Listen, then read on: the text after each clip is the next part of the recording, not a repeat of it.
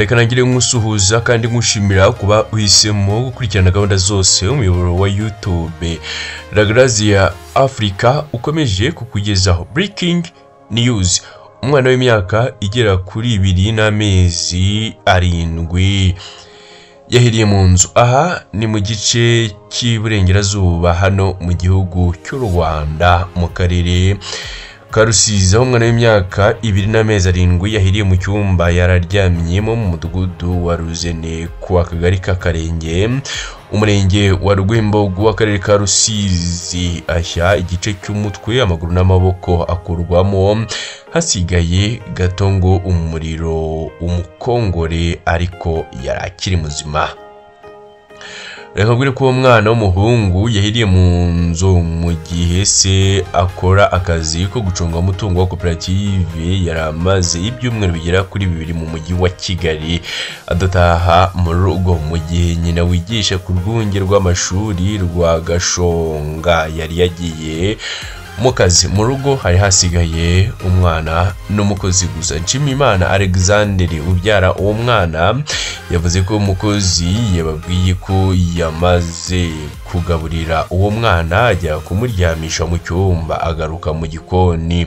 Hashize akanya yumva umwana arira cyane, agiye kumureba abona icyumba cyose kiri kugurumana gihereye mu gitanda na matora yari aryamye. Uwo mukozi yaketse ko umwana yaba yakongotse kuko umuriro wamusangaga mu muryango, yiruka ajya gutabaza abaturanyi. Nshimiyimana se ubyara uyu mwana yagize ati baje baribye babona umuriro wafashe ibyari mu cyumba byose birimo matora, ibiryamirwa na supanete igurumana. Umwana baramubura bagerageza kuzimya ariko birananirana.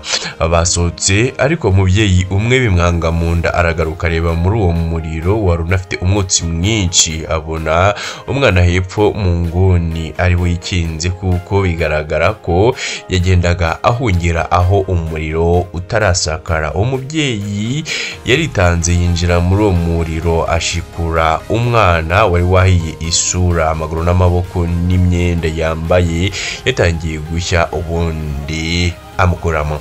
Avuga ko umwana yajyanywe ku bitaro nderabuzima bya Mushaka, bahita bamwohereza ku bitaro bya Mibirizi, nabyo bimwohereza igitaraganya mu bitaro bikuru bya kaminuza bya Butare CHB mu karere ka Huye. Yagize ati umutwe warashiriye imbere mu gahanga ku buryo utamenya isura ye kuko ashobora kuba yari asinziriye agashiduka umusaya wahiye, igice cy'umusaya w'iburyo kugera ku gutwi cyahiye, akanashya mu bitugu, amaboko n'amaguru kugera ku birenge kubera niyo myenda yari yambaye yari yafashwe.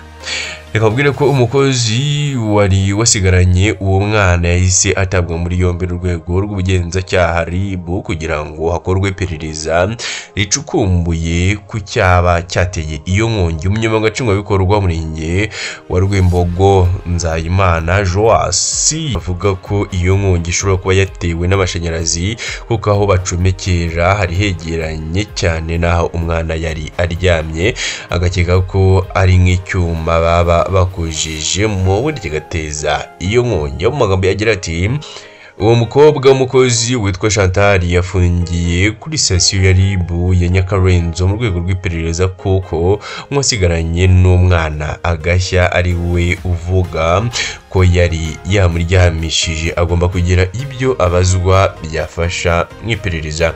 Yasabye ababyeyi kudasigira abana bakozi ngo bumve byakemutse ko bagomba gukurikirana buri kanya bakumva amakuru y'abana babo. Yanashimiye abaturage bakuyemo uwo mwana akaba agihumeka, yizera ko azanakira kuko yageze mu bitaro agihumeka umwuka w'abazima. Reka ngushimire kubana nanjye hano kuri La Grazia Africa, tuba turebera hamwe n'ibiki bikomeje kuvuga, kwandika, gutangazwa mu bitangazamakuru bitandukanye. Mukomeze munogere n'izindi gahunda zose La Grazia Africa ikomeza kugenda.